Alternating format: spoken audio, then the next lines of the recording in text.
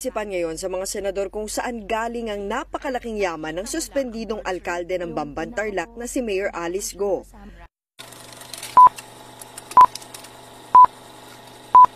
Base sa huling Statement of Assets, Liabilities and Net Worth o SAL-N ni Go, noong 2023, aabot lahat sa mahigit 367 million pesos ang mga ari-arian at utang niya noong nakaraang taon. Kasama sa mga nakalista sa SAL-N ni Go ang siyam na property sa Bulacan at Tarlac, mga dump truck, alahas, share sa ilang kumpanya, pati ang helicopter na una niyang sinabi sa hearing na naibenta na sa isang British company.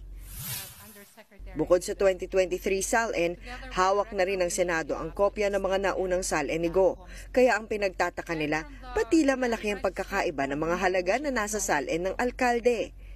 Nitong June 30, 2022 nga, nasa 429 million ang nakadeklarang asset ni Go. Pero matapos lang ang isang araw, nagbago ito at bumaba sa 286 million pesos pagpasok ng Hulyo. Una nang sinabi noon ni Mayor Go na galing sa kanyang mga negosyo ang pera niya.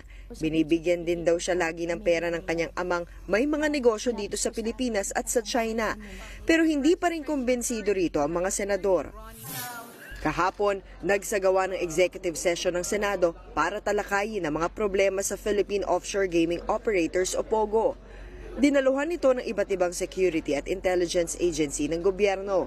Kabilang sa mga pinag-usapan ang issue sa pagkatao at kaugnayan din sa POGO ni Mayor Go. Ayon kay Senator Risa Ontiveros, mas lalong nadiin ang alkalde at mga POGO matapos ang executive session.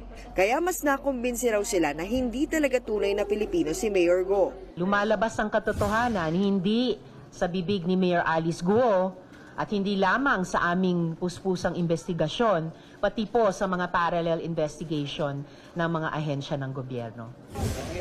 Hindi imbitado sa executive session ng alkalde, pero nagpadala siya ng liham sa kanyang abogado para kay Senator Ontiveros. Dito niya muling pinabulaanan ng mga alegasyong ipinupukol sa kanya, kabilang ang umano'y pagiging protektor niya ng mga POGO at pagiging espiya ng China. Nabanggit din ni Go na batid niya ang mga kumakalat na balitang si Lin Wenyi ang tunay niyang ina. Pero kasinungalingan daw yan, si Amelia Leal daw talaga ang totoo niyang nanay.